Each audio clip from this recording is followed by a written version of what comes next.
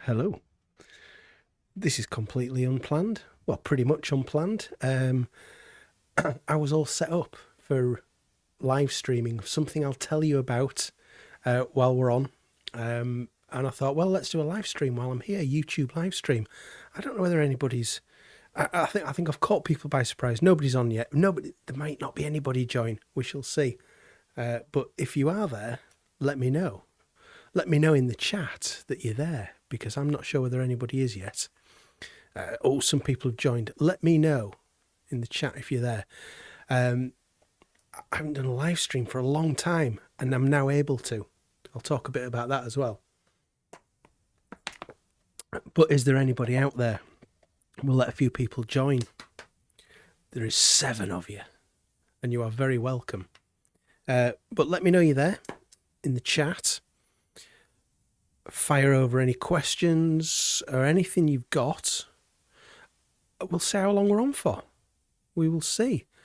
Do you know, it's so long since I've done a live stream that there's all these messages popping up about new features that it's got, and it's getting in the way of comments. But hello, everybody. Hey, Forrest, John, Tyrone, James. Hello, James. You'd think we'd have had enough of this by now tonight, wouldn't you?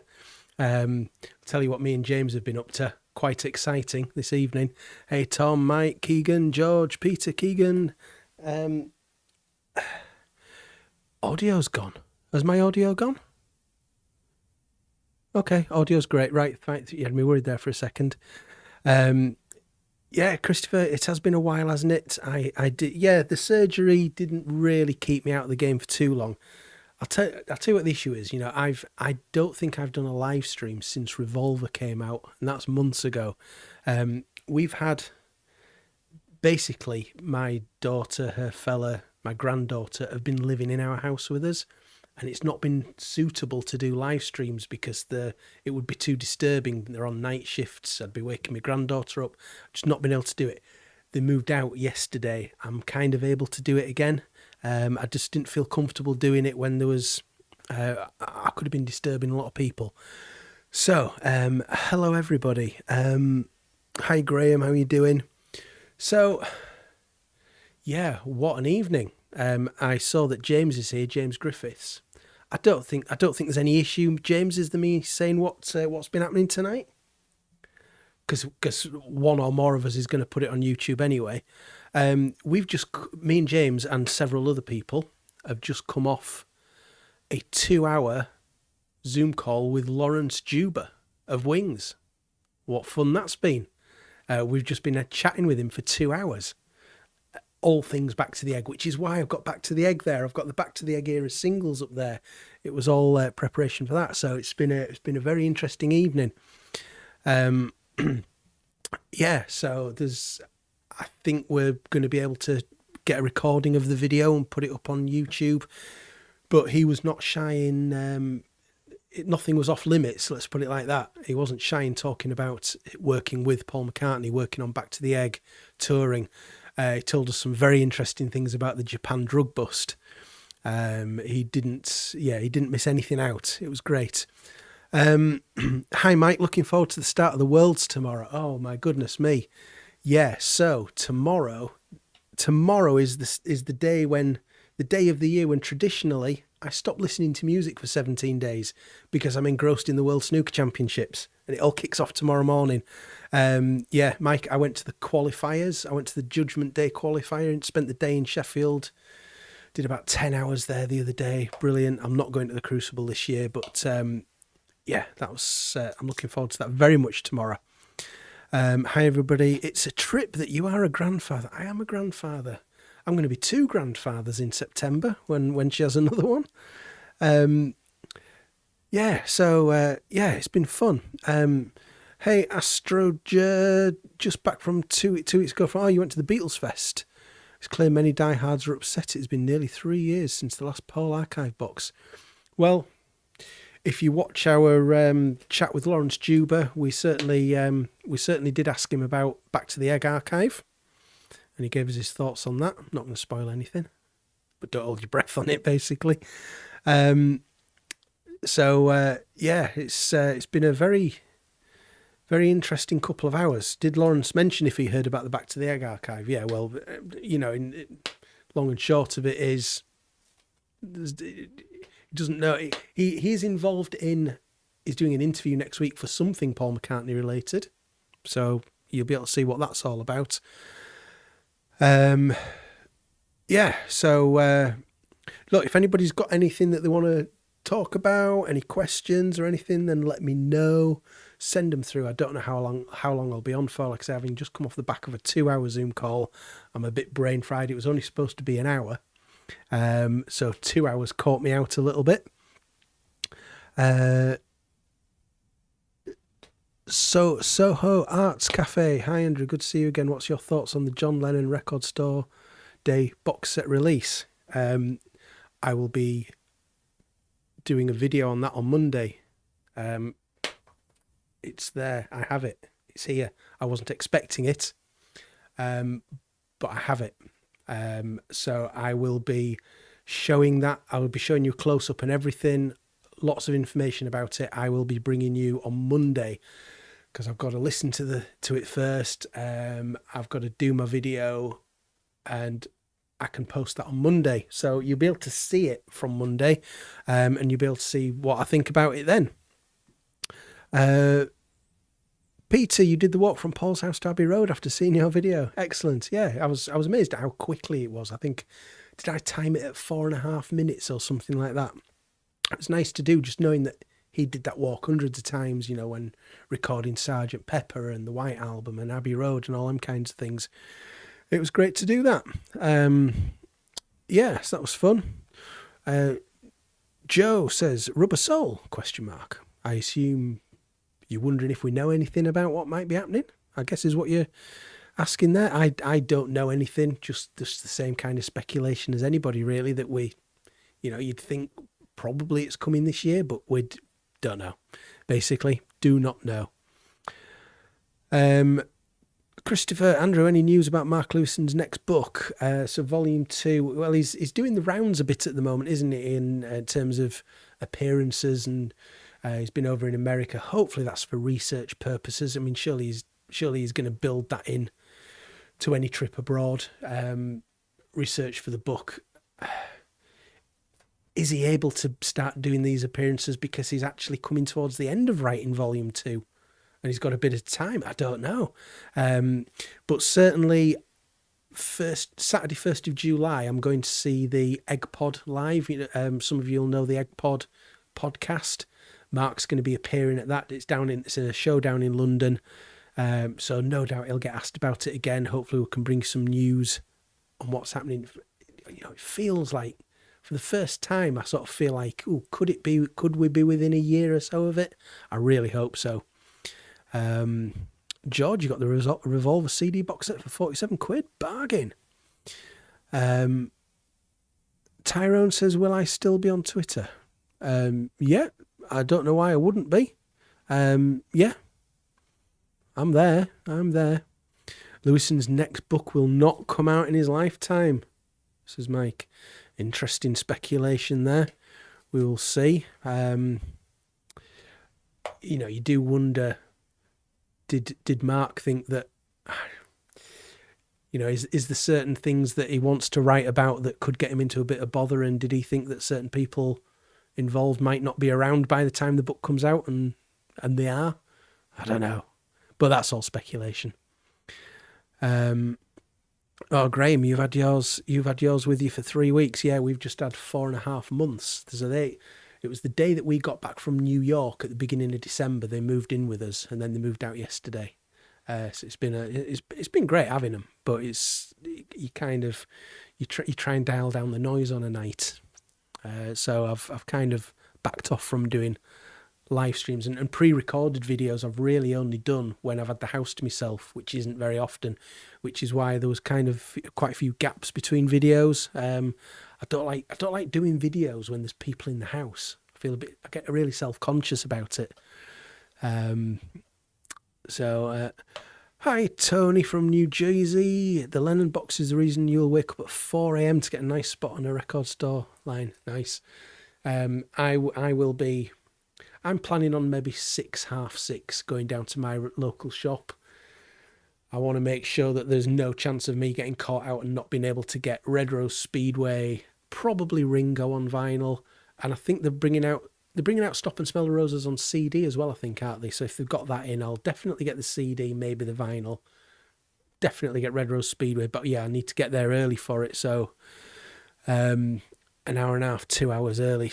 That's next Saturday, isn't it? That's going to be an early morning. Blimey.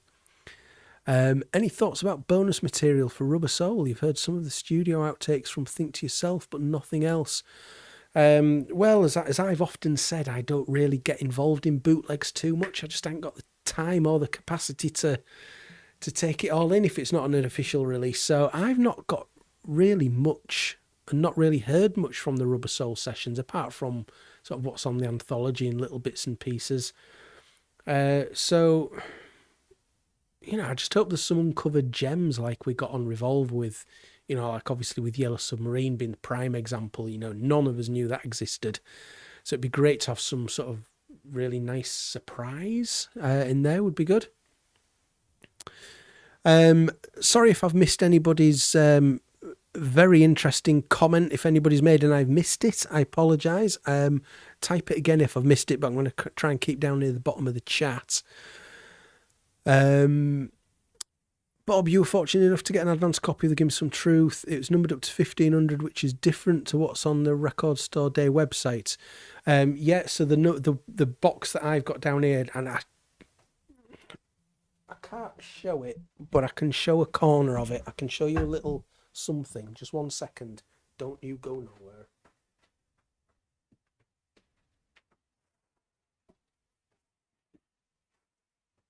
I'm there. I'm here. So I can't show this properly until Monday, but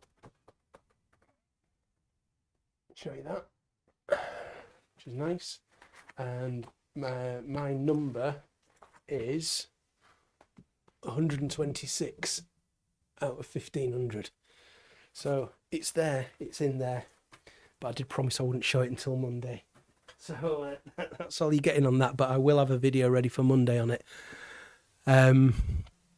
Right, where are we?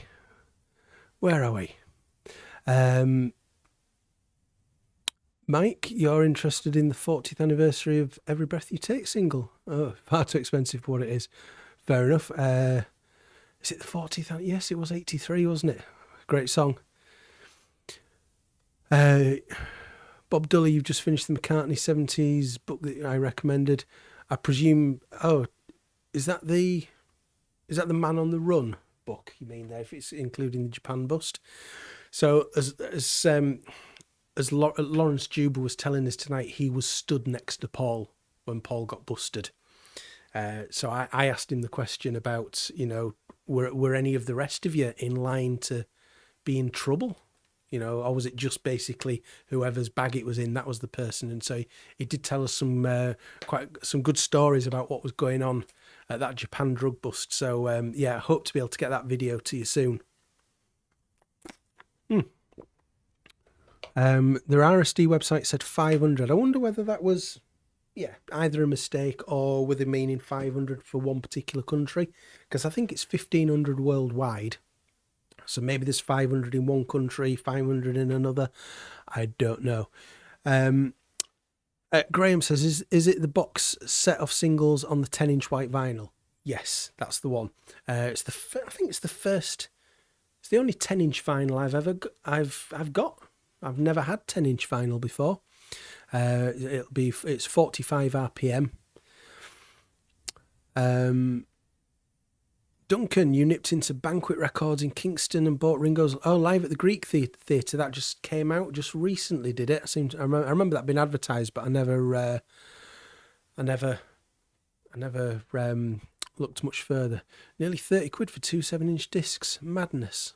I thought it was The Police, not Madness. Astroja, go to my comment, which is below the comment from Bob if I can. I'll see if I can, but there's quite a few here, so I don't know. You might have to type it again. You might have to send that comment again. I'm not quite sure. Oh, here we go. Not to be a bearer of bad news, found it. But at the New York Beatles Fest, Mark Lewison stated it won't be earlier than 2026, possibly 28 for Volume 2. Get out. Don't be coming in here with news like that. Really? It won't be earlier than 26, possibly 28. Flipping heck.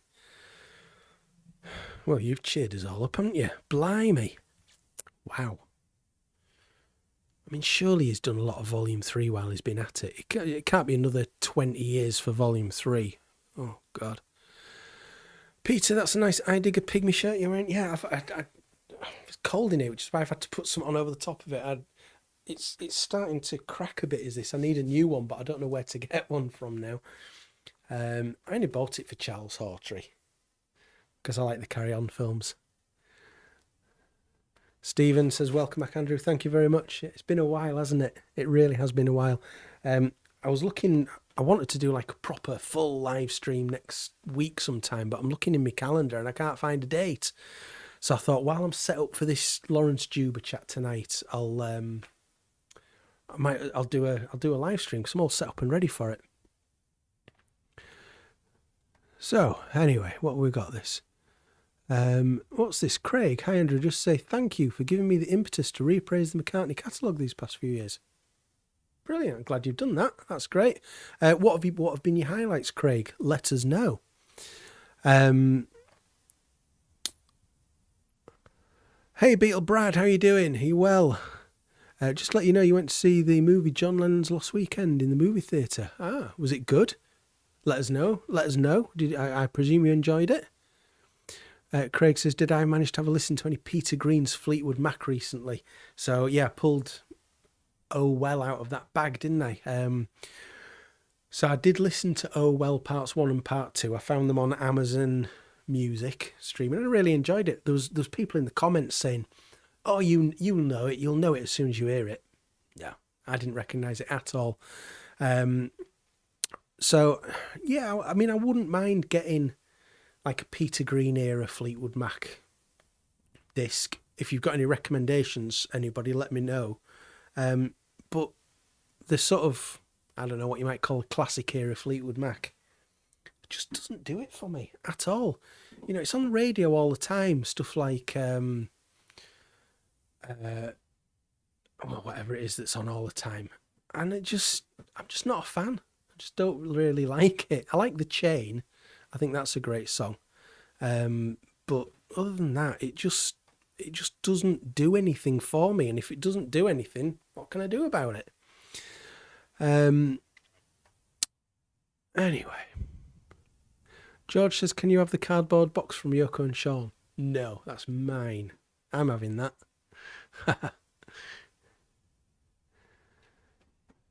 Mike, I told you it wouldn't come out in his lifetime. Well, I hope he lives plenty of time after that. Astroja, he says he is doing Volume 2 and 3 at the same time. Well, that's good news, because you wouldn't want him to be starting Volume 3 then, would you? I mean, he's got to be cracking on with the research for Volume 3, because you want to catch as many people as possible while they're still alive, don't you? And there's probably more people alive for that later period than earlier period. So you'd want to try and get him while you can, because I know he was very disappointed that he'd been given the go-ahead to do a lot of interviews with Neil Aspinall for Volume 1, and then kind of Neil died pretty soon after that. So that was really, I say that was really unfortunate. Of course it was for Neil. It also had knock-on effects elsewhere with Mark Lewison's writing. He'll space them apart by at least 10 years. You know, or is there not just has Mark Lewison not got to the point where he's thinking, flipping heck, I just want this done? You know, I wonder if he ever regrets starting this. I think I would if I was him. But he's doing a service to the world. Be interesting to see if McCartney goes out on tour again this year. What do we think? I was really surprised that after the success of Glastonbury last year and the positive reaction, I was fully expecting him to, hot on the heels of that, announce December dates in the UK, because that seems to be the month that he likes to do indoor dates in the UK. I was really surprised when that didn't happen, and the fact that there's been no sniff of it this year. I think there's been some suggestions from, is it the mayor of some town in Bogota or something, that there's going to be a concert announced, but I don't know how true that is. It's just very quiet, and has he decided that he's done? Has he decided to go out on a high of Glastonbury? I don't know. I'm surprised that nothing's happened recently. Lost Weekend movie is very good. It gives the diehard fan a new view of May Pang. Some nice unseen photos and video in the movie. She's heavily involved in this film, isn't she? May Pang, I believe. I've not really looked into it much, but I seem to remember seeing something about her being involved in this. You enjoyed it, Brad. Great. You did a video all about it. Right, okay. Well, let's all make a mental note for when we're done. Let's go and check out Beetle Brad, who's done a video about the Lost Lennon weekend. Make sure we all watch that. Thoughts on new Beatles project this year? Culip height. Well, we sort of said before, didn't we, that the smart money's on Rubber Soul. I'm not the first person to say this, so I'm not going to get into any trouble. But it sounds like there's certainly something being worked on. Whether it'll actually get finished and released is another matter. There's something anthology related.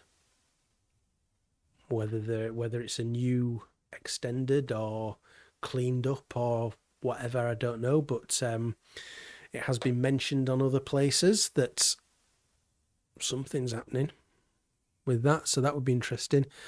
Are we all aware of the Beatles at Stowe School concert that's just been discovered?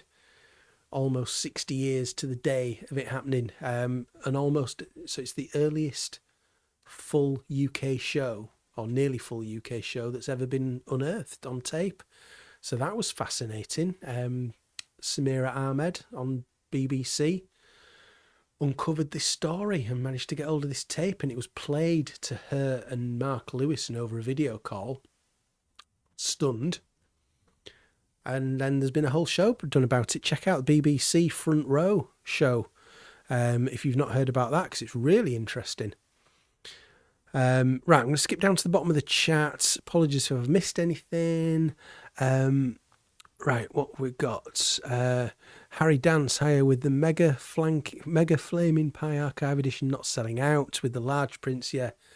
The big one, the huge one, which I certainly didn't get, because, I just didn't think it was value for money for what you got in it compared to the normal deluxe. There's a lot of those left. You can go on the website. It's one of those websites where you can keep adding to the basket until it won't let you add any more, and it says, sorry, we've only got.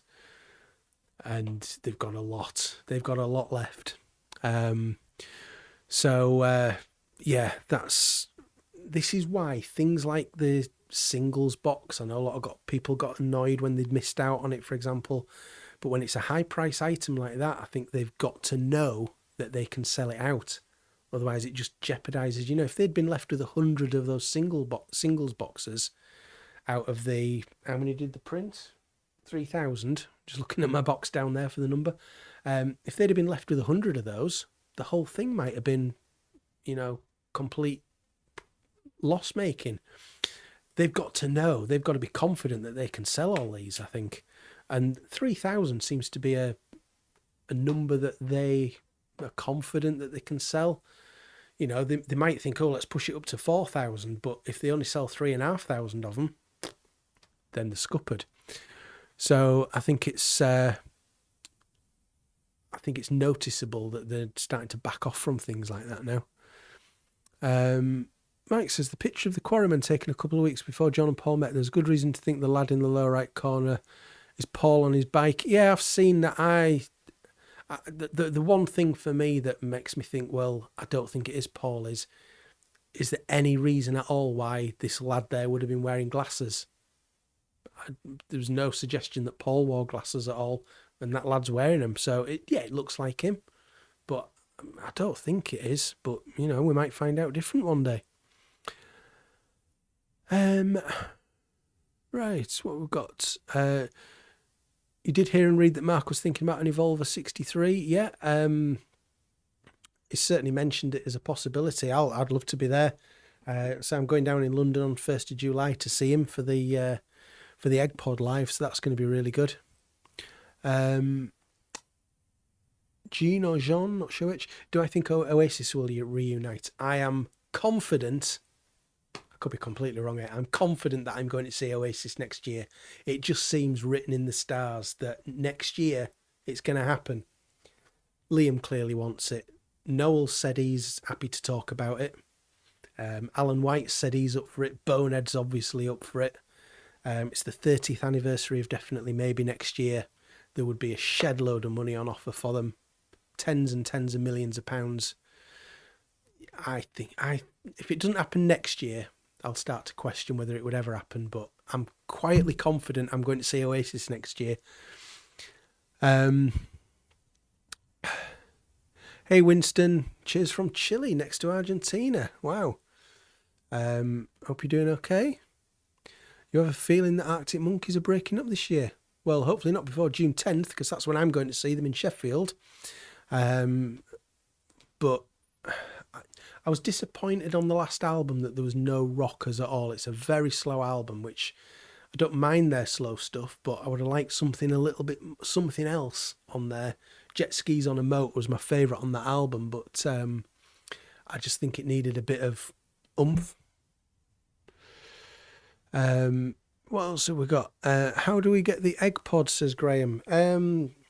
Well, you can start, obviously you're on Twitter, aren't you, Graham? So you can just, if you type in Egg Pod into Twitter, that'll get you to their account and then there'll be links to it from there. But yeah, they're doing a live show in London, 1st of July. I'm hoping to go to that Paul McCartney photo exhibition while I'm down there. I'm hoping that I've got enough time when I get off the train. I've got about 4 hours before the gig, if my train's on time, to try and go to that photo exhibition that this book is based on. So I hope to get to see that as well. Howco Tube? Hi Andrew, from the Lost Weekend movie. Were you surprised that Yoko did not get back with John after the Elton John concert in November 74, but many months later? Well, I haven't seen that film yet, so I don't know how it's depicted in the movie, but the story always goes, doesn't it, that they got back together at the Elton John concert. So it'd be interesting to see what this movie suggests. Brad says talk is that Madness are doing an album. Okay, that'll be good. It's good to see somebody in America liking Madness, because they're obviously a very British group. I've seen them once about 5-6 years ago at Leeds Arena. Great show. In fact, the support band, who was the support band? It was someone like Scouting for Girls or something. They did Live and Let Die, did the support band when I went to see Madness. Mike Oliver, The McCartney Legacy, as noted, so great. Can't wait for volume 2. Yeah, it's brilliant, absolutely brilliant book, and it looks like probably less than 2 years until we're going to get volume 2. So that's good.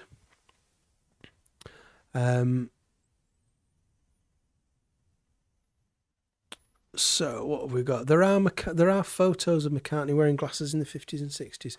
Okay, well, I mean, it'd be good if somebody could ask Paul about this on record, see what he says, because, you know, there's only one person likely to know whether it's him or not, and that's him.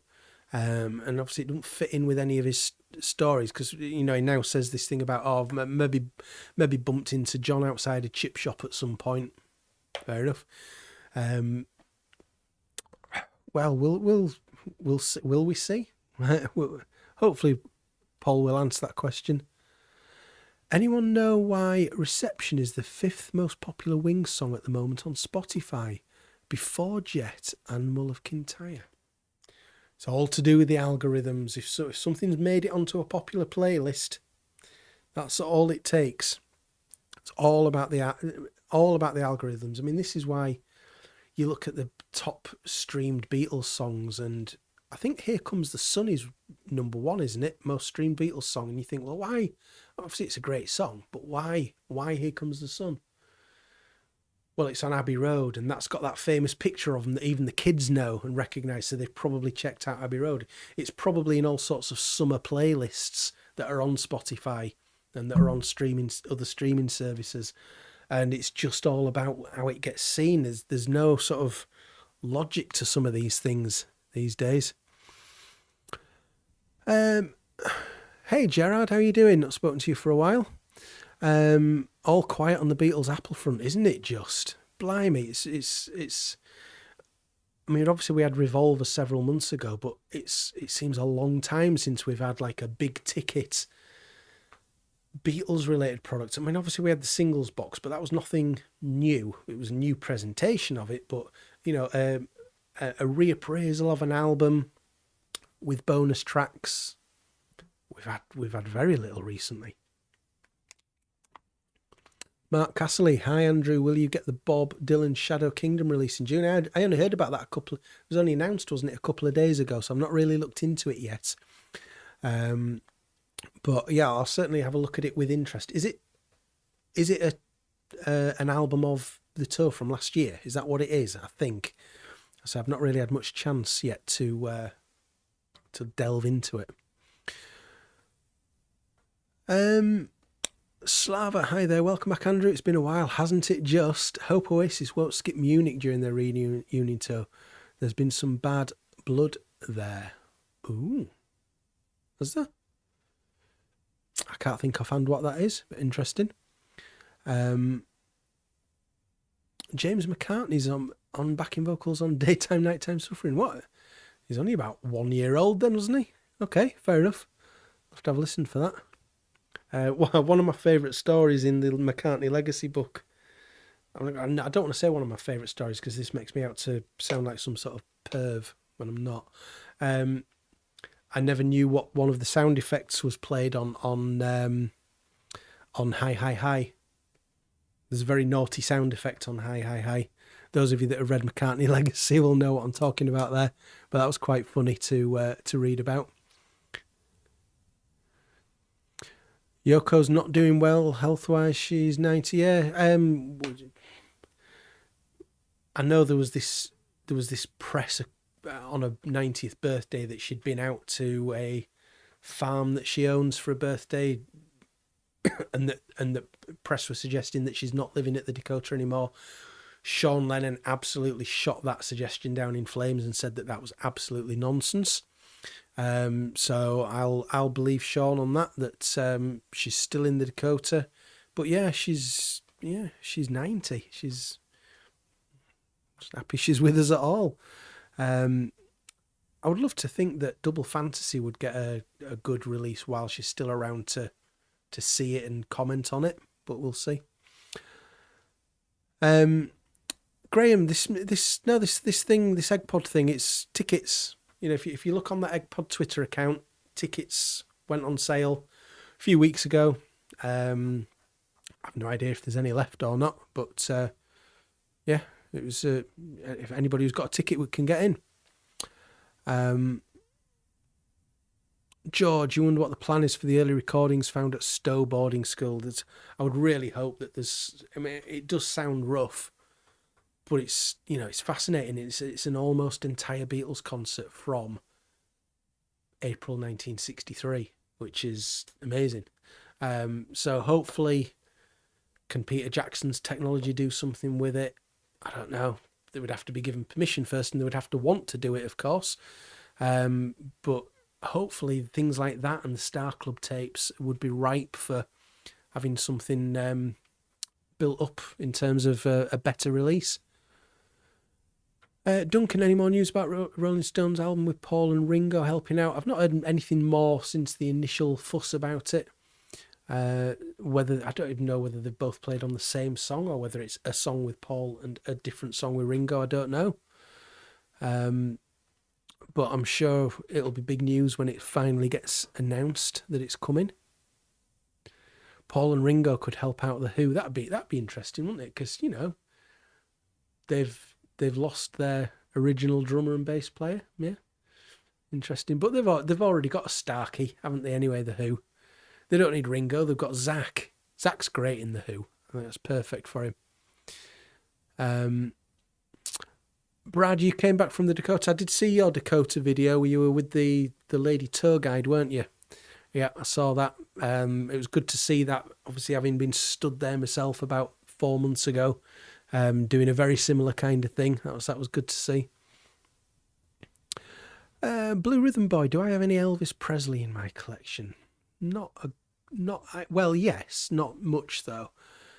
So I've got an album, and it's one of those where the words are sort of in a funny order, so you're never quite sure what the title of the album is, but it's called something like The Early Elvis Rocks or something, and it's got all his really early stuff. What's it called? Is it Milk Cow Blues or something? Milk Jug Blues, I can't remember what it's called. That's a good one. It's got things like That's All Right Mama on it. So I've got that. I've got that number one hits one with the gold cover that everybody's got, and then I've got a soundtrack to was it a documentary called Elvis by the Presleys? Probably about 15 years ago. I've got a double CD that's like a soundtrack to that, but that's it. That's all I've got. It kind of covers everything I need, really. Gerard says iTunes and Spotify top 2 Beatles play Here Comes the Sun and Let It Be. Yeah, Let It Be's no surprise, is it? But again, it'll have appeared on. You know, the reason why Let It Be is going to be there, it's on the One album. So anybody who streams the One album, it's on there. It's obviously on the Let It Be album. It's going to be in all sorts of other playlists. So, yeah, it's that algorithm again. Just gets it up there. Oh, Ringo was just a rumour, was it, Brad? So Ringo didn't play with them, right? Fair enough. Strange not to see me sweating in my own little room. Down during lockdown. They were interesting times, weren't they? Yeah, lockdown streams, blimey. I'm freezing in here. This is why I've got my top on over my t-shirt, because I'm flipping freezing in here tonight. Yeah, I don't have much Elvis, Brad, but, you know, a little bit. You've got to have a little bit, haven't you? But, you know, I'm not a massive fan of Elvis, but I appreciate what he did. You know, without Elvis, life would have been very different, wouldn't it? But I don't need to collect any Elvis. Gerard, you'd love to see Ringo 73 get a small box set with photos of the sessions. Yeah, I really hope it doesn't get passed over. You know, Ringo's shown no interest in doing this kind of thing so far. But you think if there's any album that he's going to do it for, it's the Ringo album. So I really hope it happens. Come Together has more streams than Let It Be, and the one version of Let It Be is counted separately. Okay, fair enough. Again, Come Together, you can understand. It's the opening track on Abbey Road. So again, you know, like I said, all the kids know Abbey Road. They know that photo. So if they see that, they think, oh, I'll go to that album. Even if they just play one song on it, there's a chance it's going to be Come Together. So you can understand why that would rack up a lot of plays. Mark, you're going to see Pulp and Blur in the summer and hopefully Oasis in 24. Yes, very sad news about Steve Mackey's passing. Came out of the blue, that completely, didn't it? I'm also going to see Pulp on that. I think it's their first gig in Bridlington. Back end of May. I haven't got any Blur tickets because I kind of waited. I thought they were going to announce much more gigs than what they have done, but they don't seem to have announced anywhere near as many. I thought, oh, hang on, they'll come up north somewhere, and as far as I know, they haven't announced any up here. Oh God, the Ferriade version of Let It Be was number one on Top of the Pops on BBC4 tonight. Yeah. That's not great, is it? It also, doesn't that feature the worst photograph of Paul McCartney ever on the cover? It's not a flattering photo of Paul at all, if I'm thinking of the right one. You got tickets, Graham? See you there.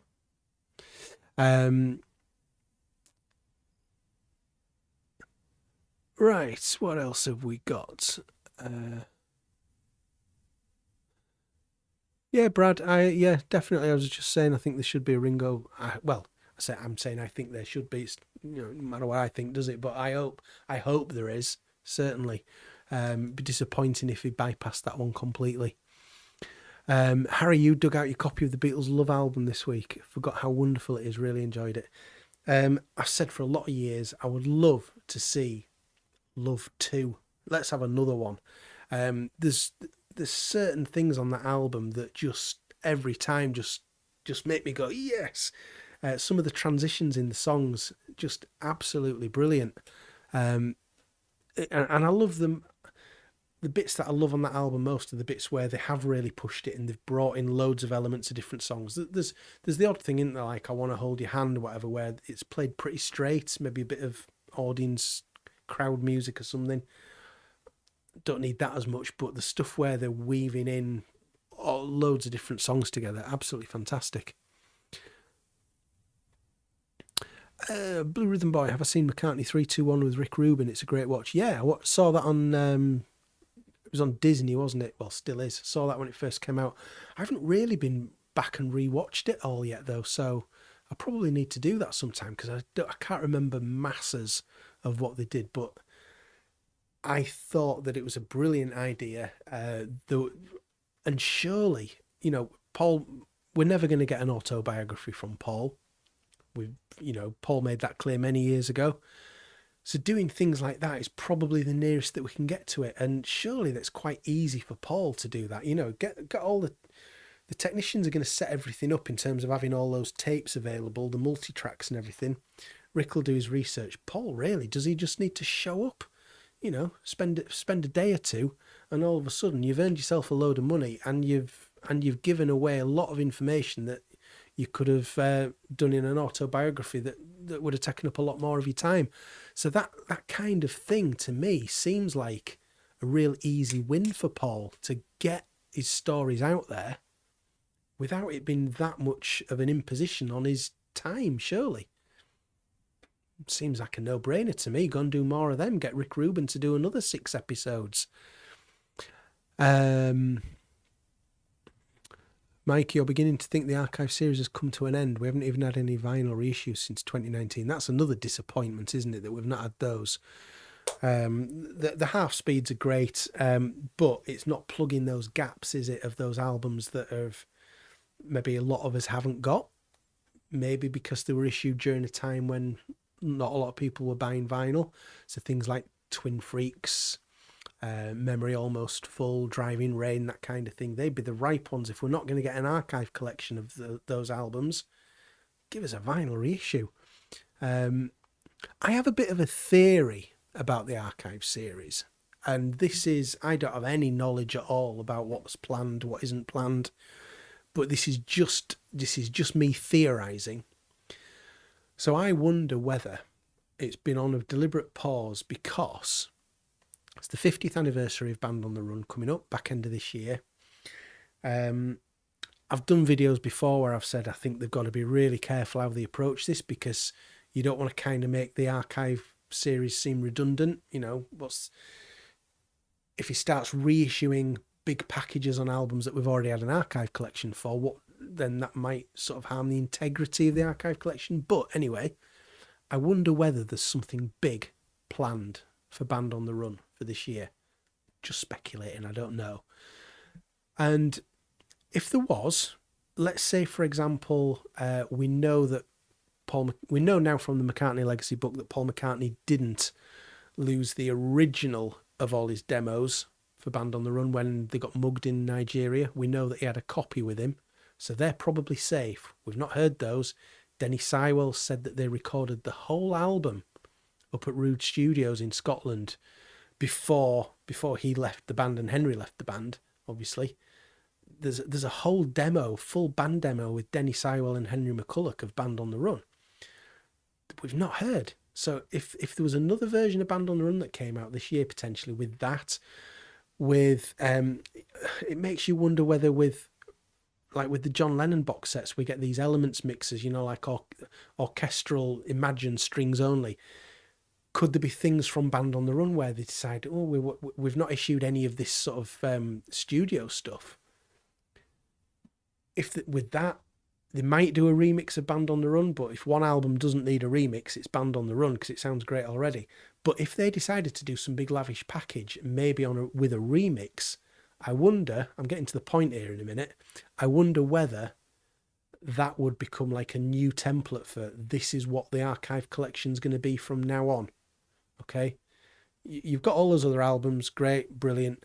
but we're relaunching it. Band on the Run. This is what it's going to be. Are they holding back the likes of London Town and Back to the Egg to do a new format of which Band on the Run could be a first box of? Pure speculation on my part. I have no knowledge at all on this, but I just wonder if they're going to have something big planned, then could it be a template for future? I don't know. Anyway, sorry, I've missed a lot of comments because I've been rambling on there. My voice is going. I might have to wrap it up soon because my voice is going. But anyway, Brad, Andrew, where did you say they were playing the Beatles 1963? They were playing, well, if it's what I think you're talking about, it was at Stowe School, very posh school. They did a gig at Stowe School, and one of the pupils set up a microphone, tape recorder, and recorded the whole gig, and nobody knew about this until about 3 weeks ago. And there was a programme on the BBC all about it, and it would be great if they can do something with it. There's a lot of people on who weren't on earlier, so I'll just tell you, you might have missed this. Before I did this live stream tonight, I've just come off a 2-hour video call with Lawrence Juba of Wings. Myself and a few other people, some names that you might recognise, John Heaton, James Griffiths, a few others. And he's just gone into so much depth about his memories of Back to the Egg, Japan drug bust, Wings live in 1979. It's been great. We're trying to get we're going to get a recording of it, and it might be on my YouTube channel. It might be on James Griffith's YouTube channel. It might be on both. I don't know yet, but that'll be there for people to see. Nothing was off limits with Lawrence. We were supposed to have an hour with him, and we wrapped it up just over 2 hours in. So it's been a very interesting evening. Anyway, what else have we got on here? Harry, you went to Liverpool last week. Matthew Street at night has become like Torremolinos. It's loud, isn't it? It's very loud. There's always bands, and it is like walking down a Spanish road in summer when the Brits are abroad, isn't it? It is quite like that. It's a very interesting atmosphere. I've never seen any trouble down there. What is my favourite? Ricardo says, what is my favourite Beatles-related album of 1973? Right, hang on then. So we've got Red Rose Speedway, Living in the Material World, Mind Games, and Ringo. All four of those were that year, weren't they? One from each. Okay, my favourite of those. If I was going to say which is best, I would probably say Living in the Material World. But best and favourite are not always the same thing. My favourite would be Red Rose Speedway. But, is it inconceivable for us to get a box set of all four of those this year? How amazing would that be? Sorry, no, we're not going to forget that. No, we're not going to get Red Rose Speedway. We've already got that. Of the other three, sorry. Not inconceivable at all. I think Mind Games, I'm very confident that we'll get that this year. The Ultimate Mixers. Living in the Material World. Who knows with the George Camp? Who knows what they're planning, if anything. We'll see. And Ringo, well, yeah, as we've said. Mike says, interesting theory. I'm guessing that's about the archive collections, and it is just a theory, so don't read anything into it other than me just pondering. Any Band on the Run reissue would have to be really interesting for me to buy it again. Really interesting to me means that full band demo with Denny Sywell and Henry McCulloch that we're pretty sure exists. That would be very interesting. How much did those songs change? Would love to know.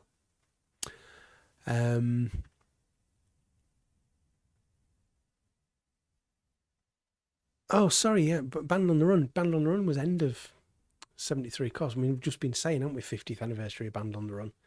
My brain turns to absolute mush when I've got a camera pointing at me. as demonstrated last week when I couldn't think of the name Matt Monro. Well, yeah, okay, yeah, Band on the Run, just that little album there. Fair enough. World Cup idea. Oh, I ain't done a World Cup for a while, have we? Vote on the ultimate Beatles album using solo tracks from 1970 to 1980. Interesting. There's a lot of tracks though, isn't there? How do you build that into a... I'd have to think about how I'd build that into a World Cup, because there's an awful lot of tracks there. But I'm always up for World Cup ideas.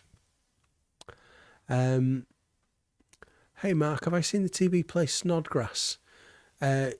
Yes, was that Ian Hart or was it Christopher Eccleston? Yes, I have. You found it by chance and really enjoyed it. Oh, Ian Hart. Yeah, there you go. Is that the one where it sort of supposes what if John Lennon had left the Beatles in 1963? I think that's the one, isn't it? It's years ago when I saw it, but I remember enjoying it. And Ian Hart's always going to be good playing John Lennon. Hey Dean, nice to see you back on the live streams. It's good to be back on the live streams. Thank you. What do you think the reason was that the Lennon team went back on their decision to do a Sometime in New York City box? Notice you mentioned it in a few videos.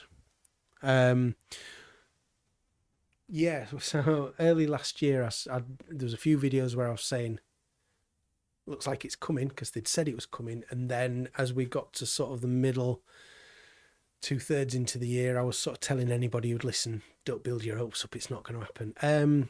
I think they've decided on a new...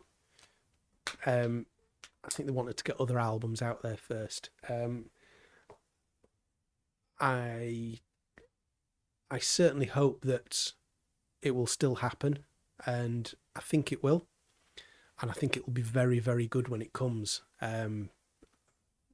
It's been suggested that there's some very, very interesting stuff was planned for it and created for it, but in the end they decided to go in a different direction.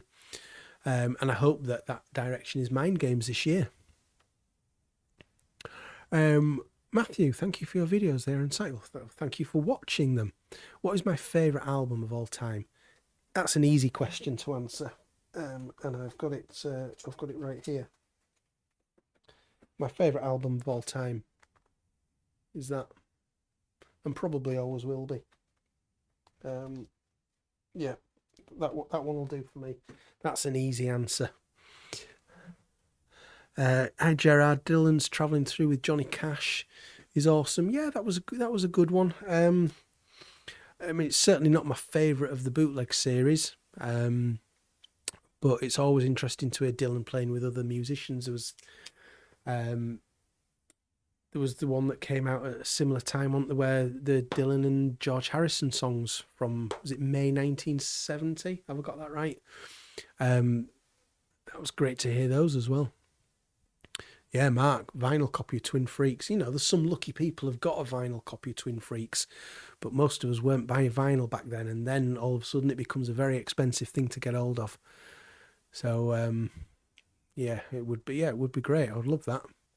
I mean, I'd also be happy enough to see like a Twin Freaks 2, as well as a Love 2. I'd love to see some more stuff done like that. Tyrone, White Album is your favourite? I mean, it's up there for me.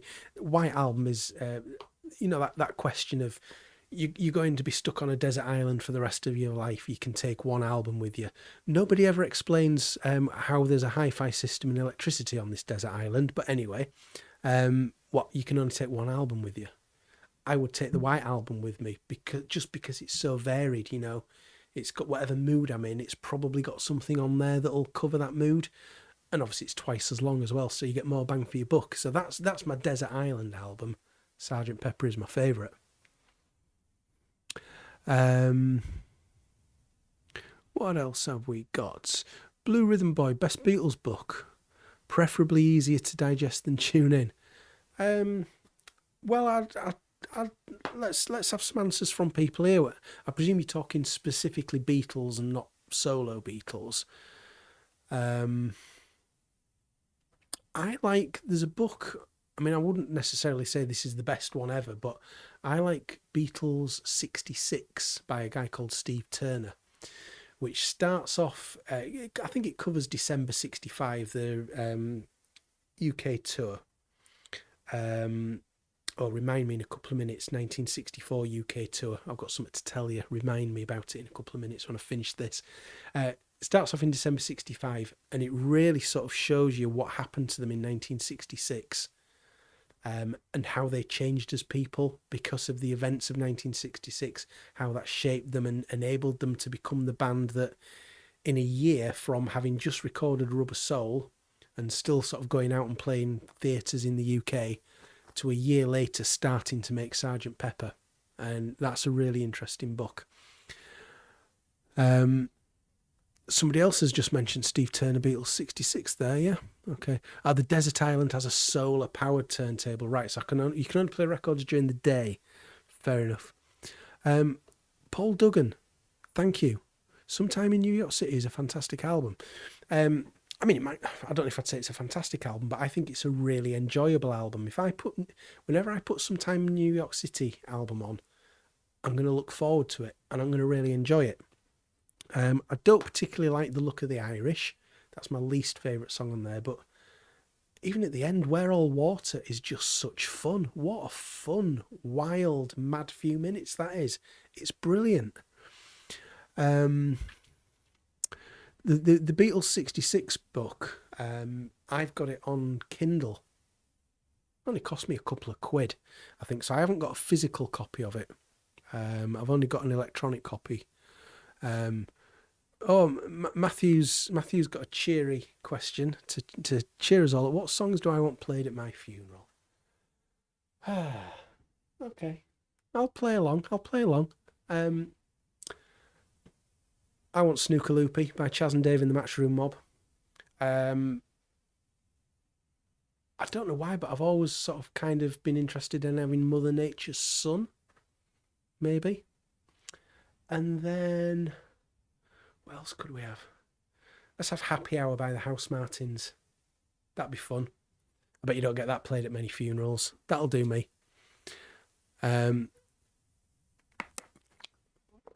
But I definitely want Snooker Loopy at my funeral. Hopefully not for a while.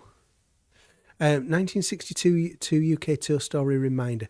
Thank you, R. Jackson. It's actually 1964 UK tour, but some of you on Twitter will have seen that I've got a bit of a story that I'm trying to piece together at the moment, and it is one that I'm having to piece together. And it's all to do with a very good friend of mine has got a photograph that was taken in the house next door to where he grew up. And it's a photograph of the Beatles on the 9th of October 1964, which is John Lennon's birthday. And it was also the first day of their 1964 UK autumn tour. And they were heading from London to Bradford. First gig was in Bradford. Mary Wells supporting them, and they made a stop off about halfway on this journey for something to eat, and they happened to stop off in a particular hotel next door to where my good friend grew up. And he has the only place where this photograph exists online for anybody to see. My friend owns the original of that photograph. And he showed me it a couple of weeks ago. He'd just found it. He told me years ago that he had this photograph, but he didn't know where it was. And he found it when he was clearing out his garage a couple of weeks ago. So he immediately called me. I went down to his house and saw it. And we've been trying to piece together the story of what happened. Why has he got this copy of this photograph? Where did it come from? Who owned it previous to that? And just the actual story of what happened with the Beatles that day is quite interesting. So I'm gonna go to where it happened, and I'm gonna make a film about it. So that'll be a video. It's probably going to be sometime in the summer. I don't think I can get there just for a little while yet, but I'm going to go and tell the story of the opening date of the Beatles' 1964 UK tour that happens to have a photograph taken that's owned by my good friend.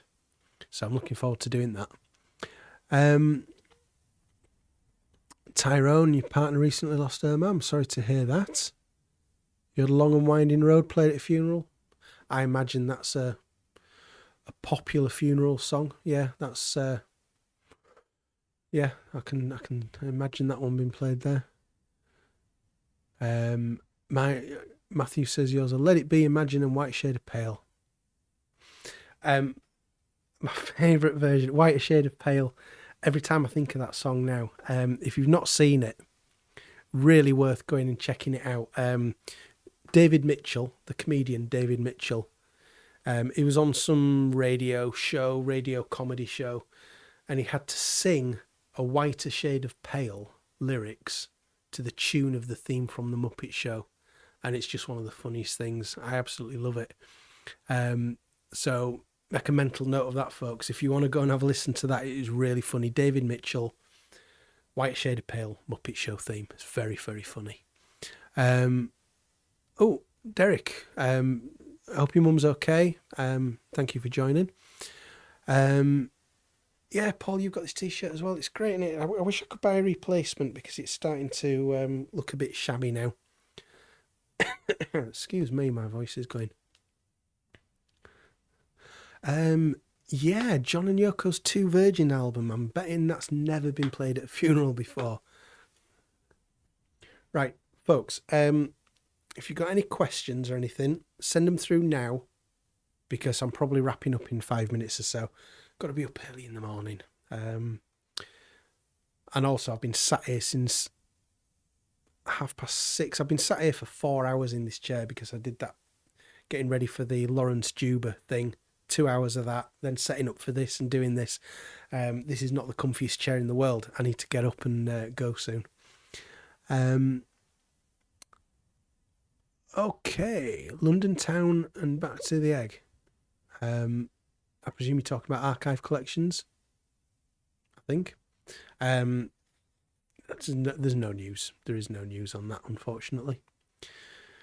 What do I think is going to be the next Beatles-related box set? I think it'll be Rubber Soul. It wouldn't be my choice, but I think that's what it'll be. I've said it before. It's why would you not want a 60th anniversary, all-encompassing 1963 box set this year? That would be. That's where I would go, and we might get lucky with it, but it seems like it's probably going to be Rubber Soul.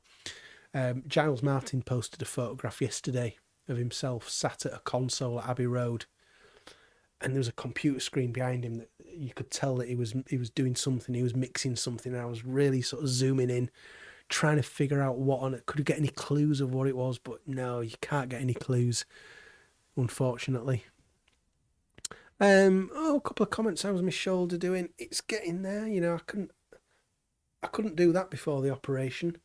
I couldn't do that. I certainly couldn't do that. So basically, if you're squeamish, do that. I just had bits of bone rubbing against each other. Bits of bone were too close to each other. Couldn't move my arm properly, and when I did, I was in absolute agony. So they just sort of went in and they removed some bone, basically, made a bit of space in there. So that was fun and games. Elijah, you recently got the 2002 Mind Games remix and it's phenomenal. How is the rock and roll mix? Is it as good? Yeah, the Mind Games remix is really, really good. The song I Know was the big winner for me there. I'd never really taken much notice of that song. And then on the remix, I thought, wow, this is a great song. The rock and roll remix. So I don't know if you're asking the question because you know that I just recently bought it. So I've only listened to it once since I bought it, and yeah, it was all right. It was good. It wasn't as revelatory for me as the Mind Games one was, but I maybe need to go back and maybe listen to the one that's in the signature box set. That's up. You maybe just can't see. It's just above the camera. Well, I can do this, can't I? Signature box set there up in the top corner. So I maybe need to go and listen to that one and then listen to the remix again just to get a better idea. But yeah, it didn't grab me as much as the Mind Games one did. What do I think of Robbie Williams? Never been asked that question on here before. You saw him lately in Vienna. He was massive in Europe. He was absolutely massive it's hard to, and if you weren't here, weren't around then, it's hard to sort of describe how big Robbie Williams was. And I think he had an absolutely fantastic sort of 4 or 5 year run of singles. And I did listen to most of his albums mainly because my missus has got his albums, so they might be on in the car or whatever. So I got to hear all his stuff. The albums were amazing, but I think he did have a run of great singles. I wouldn't deny that. Um, I mean, it's not something I'd ever put on and listen to myself, but yeah, he did have a great run of singles. I can't deny that. Um, Best White Album CD release. Well, I know a lot of people still like the '87 CD, the one that came in the fat box. For me, I'd just go with the 2009 stereo. I think is my favourite one. The main reason I would favour stereo over mono is that it just really annoys me that the proper ending to Helter Skelter isn't there on the mono version. You know, Ringo doesn't have any blisters on his fingers in mono, so I want it in stereo. The remix, I do like the remix. I think each individual song on the remix sounds amazing, but when you bring it all together, it doesn't quite grab me as a whole as much as the original mix does. But yeah, if you pick out one song in isolation, whether it's Dear Prudence or Happiness is a Warm Gun or whatever, it sounds amazing. But put together, it just doesn't quite have the same impact to me. Hey Stephen, have I read the highly controversial Peter Brown book, The Love You Make? Very pro John and anti Paul. Um, no, I haven't read that one to be honest. I don't really know anything about that book. I'll be honest on that one. Um, Miguel, any news on Sometime in New York City Deluxe release? It's don't hold your breath for it. You know, hopefully it will happen one day. But that day isn't going to come anytime soon, so don't hold your breath for it. Basically, um, yeah, the 30th anniversary. I never got the 30th anniversary CD.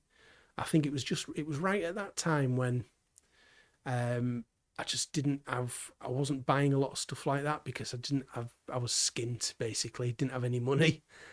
So there was a lot of stuff around that time that I wasn't anything more than just a bog standard CD. I wasn't buying back in those days. Mark, you noticed my Blur CD box that's in the background. What's my favourite Blur album? Yours is Modern Life is Rubbish. Modern Life is Rubbish is a great album. I'll tell you what, just bear with me a second. Um, so I'm just going to pull a couple out here. So I've got Modern Life is Rubbish there. This vinyl I bought about 18 months ago. It's the reissue from 2012. I don't know whether you've got this. That sounds fantastic. It really does. My favourite Blur album is that. That's got a lot of very good memories for me as that album. It was an album that I used to play pretty much every Friday and or Saturday night at about 1 o'clock, 2 o'clock in the morning, driving back from a gig. It was an album that I would put on cassette in the car to keep me awake on an hour and a half drive back from a gig. Stop me from going to sleep. So I've got a lot of special memories of that album. So I really do like that. Yeah, Parklife as well. Parklife's a great album. Yeah, some great stuff on there. Tracy Jacks, End of a Century, Girls and Boys, This Is a Low, brilliant song. Yeah, some great stuff on that. Craig, what do you think of my theory that we didn't get a Blu-ray with Super Deluxe Revolver because it would have exposed all the audio artifacts left by the D-Mix tech? It's possible. I don't think I buy the excuse that it just wasn't ready in time. It's the Beatles, you know, they can get things ready on time. They've got access to the top people in industries. They can get it ready. So it's possible. I think another possible reason is that there's such a high failure rate of Blu-rays not playing in Blu-ray players that they didn't want to deal with all the returns. Now, to me, that suggests, well, why don't you do like Paul McCartney does on the archive collections and go down a download route? That would seem to make sense to me. So I don't know. What do I think of the Charlatans? One of your favourite bands, not going to lie. Well, maybe, we might have something here as well. Got some Charlatans there. That's a great album. Weirdo, what a song Weirdo is. I actually bought that album on CD 30 years ago and made a stupid mistake of selling it because I thought I didn't like it, and then I had to buy it back, of course, because I realised it was a great album. So yeah, really like the Charlatans. I've only ever seen them live once at Bingley Festival, maybe about 10 years ago.